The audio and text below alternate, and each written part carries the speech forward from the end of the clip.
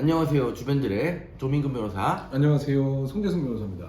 네, 저희가 네네. 여러 가지 이제 형사 사건들을 진행하다 보니까 네, 정말 수많은 사건들 진행하죠, 형사 사건은. 네, 그러다 보니까 이제 소년 사건들도 사실 많이 진행을 하게 되는데 그렇죠. 소년 사건을 진행하면 1차적으로 혐의가 인정되는 경우에 우리의 목표는 어떻게 하면 이게 정식의 형사 절차대로 기소가 되지 않고 소년 보호 처분으로 보낼 거냐. 그렇지. 사실 그게 이제 1차적인 목표잖아요. 소년보호 사건으로 진행이 된다면은 그렇죠. 대부분 소년보호 처분이 나기 때문에 그 처분들이 몇 가지 나열되어 있는데 네. 당연히 형사 처벌 받는 거에 비해서는 이제 낮죠. 그 강도도 낮고 강도도 낮고 당연히 그 범죄 경력 자료에도 남지 그렇죠. 않기 때문에 소년에게는 좀 이제 기회도 주고 네. 선처를 주는 의미가 있죠. 네.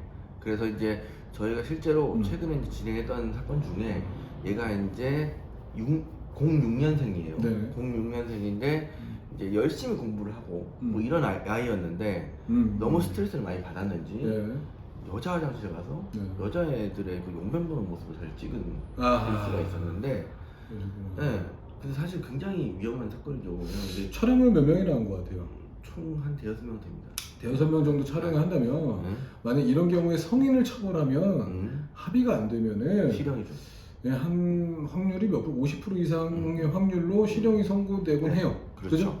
근데 이제 이 사건 같은 경우에 사실 뭐 이 아이가 기존에 소년보호 처분을 받았다거나 뭐 범죄자들이 있다거나 그런 건 전혀 아니었고 사실은 이제 굉장히 최근에 이제 스트레스를 굉장히 많이 받았다. 진단서라든가 이런 것들을 사실 충분히 내고 네. 그 다음에 이제 부모님이 잘 보살피겠다 이런 것들에 대한 뭐 각서 이런 네. 것도 사실 충분히 나오긴 했는데 네. 그럼에도 불구하고 사실 저희가 기대할 수 있는 처분 중에 가장 약한 처분이 나왔어요. 그러니까 일단은 순서 자체가 이게 이제 당연히 이제 경찰 단계에서 혐의가 인정됐기 때문에 이제 송치가 됐고, 네. 근데 이제 1차적으로 검찰 단계에서 소년보호 처분으로 가느냐, 소년보호 사건으로 진행되느냐. 그렇죠. 그다음에 아니면 정식으로 형사법원에 기소가 되느냐의 네. 문제가 있는데 다행히 이제 검찰 단계에서도 저희가 의견 서류를 한번 냈어요. 그래가지고 검찰 단계부터 형사 사건으로 정식 기소가 되지 않고 가정법원에 이제 소년 보호 사건으로 이제 진행이 됐던 사건입니다. 다행인 거죠. 사실 그렇죠. 직권으로 소년보호 사건으로 진행이 되다가도 그럼요. 직권으로 정식재판으로 해부되는 경우도 그렇게 될 수 있어가지고 있고. 예, 끝까지 이제 집중력을 잃지 않고 사건 그렇죠. 진행한 거죠. 그죠? 네, 그래서 이 소년보호 사건으로 진행이 되는데 검찰에서 바로 소년보호 사건으로 진행을 할 수도 있고 그렇지. 검찰에서 정식으로 형사사건으로 기소를 했다가 형사법원에서 가정법원으로 사건을 보낼 수도 있어요. 그렇습니다. 근데 어쨌든 저희는 안전하게 검찰 단계에서부터 바로 가정법원의 소년보호 사건으로 진행이 되는 네네. 그런 이제 진행이 됐고 네. 결과적으로 사실 1호 처분이 나왔어요. 1호 처분. 1호 처분 같은 경우에는 네. 부모님이 그렇죠. 따뜻하게 그렇죠. 잘 감찰을 보살펴라 그렇죠. 라는 처분이에요. 그죠? 그렇죠. 이게 이제 소년보호 사건이 우리 소년법 32조에 처분이 10개가 쭉 있어요. 그렇죠. 근데 1번부터 10번까지 있는데 1번이 가장 낮은 처분이고 10번이 가장 높은 처분이에요. 그렇지. 가장 높은 처분은 우리가 이제 다들 알고 있는 이제 그렇죠. 소년원에 보내는 거예요. 네.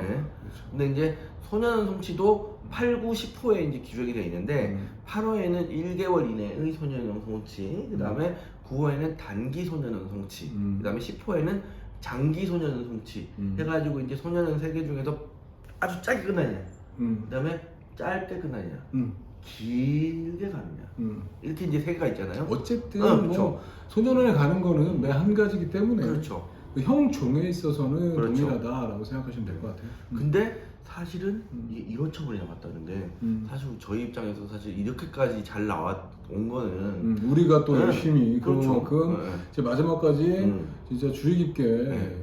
그 방어를 했던 그렇죠. 게 중요하지 않았나라는 생각이 들어요. 사실 저희도 많이 걱정을 했는데 걱정이 될 이렇게 수밖에 또 없어요.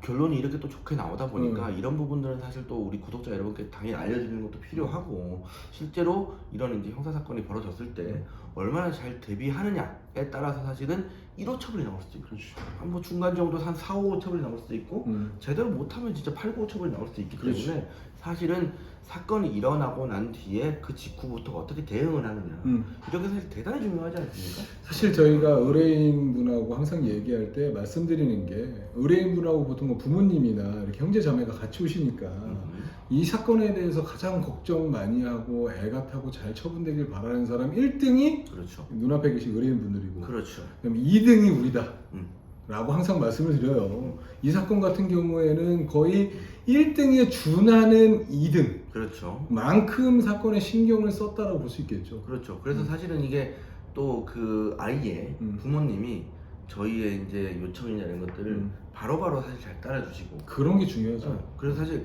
의뢰인 중에서도 사실 변호사를 못 믿고 이건 뭐냐 이건 이렇게 되는 거 아니냐 딴 데서 이렇게 얘기하는데 이렇게 하시는 분들 사실 있어요. 근데 상대적으로 저희가 사건을 진행을 하다 보면 저희가 허투루 보는 건 아니잖아요. 네네. 저희는 이제 성심성의껏 사건을 진행하기 때문에 저희도 계획을 짜고 그 계획에 따라서 어떻게 이것들을 증거를 잘 수집해가지고 제출을 하고 어떻게 보일 거냐 이런 것들에 대해서 굉장히 신경을 많이 쓰는데 그런 것들에 대해서 아주 속 깊게 따라주시는 의뢰인들의 사건이 잘 처리가 되더라 라는 거 사실 맞고 이 사건에서도 사실 우리 아이의 부모님이 너무 잘 해주셨어요. 특히나 이 사건 같은 경우에는 부모님도 잘 해주셨지만은 아이 자체가 평소 때 행실이 그렇죠. 뭐 난폭하거나 아니면 비행을 많이 저지르거나 이랬다고 한다면은 그런 사실 건 영상 문제죠. 촬영도 하지도 않았을 거야. 근데 그렇지 않고 평소 때 참 공부를 잘하는 모범생으로 지내다가 그렇죠. 또 이런 사건에 이제 휘말려가지고 이제 이런 일이 벌어졌다라는 부분도 있었기 때문에 사실 변호인 입장에서도 감정이입을 많이 해서 네. 아이에 대한 선처를 많이 구할 수 있었던 것 같아요. 안타까우니까. 맞아요. 그렇습니다. 사실은 본인도 정말로 반성을 하고 있었고 나도 이걸 너 왜 했지 이런 생각을 하고 있기 때문에 안타깝더라고요. 이런 것들이 판단자 그리고 이제 당사자 그리고 이제 변호인 이렇게 삼위일체가 돼서 그렇지. 공동되게 이 사람은 좀 뭔가 앞으로 교화가 잘 될 것 같고 이전에도 바른 생활을 했었는데 라는 공감대가 이 세 명이 한꺼번에 그렇죠. 성립해야지 이렇게 좋은 결과가 나는 것 같아요. 그죠? 그렇죠. 그래서 사실 소년보호 처분에서 그렇게 받기 힘들다는 1호 처분 그렇습니다. 처분 10개 중에 가장 낮은 거를 받았다는 거 알려드리면서 네. 오늘 촬영 여기까지 할까요? 네, 오늘 촬영 여기까지 해도 될 것 같습니다. 구독과 좋아요 눌러주세요.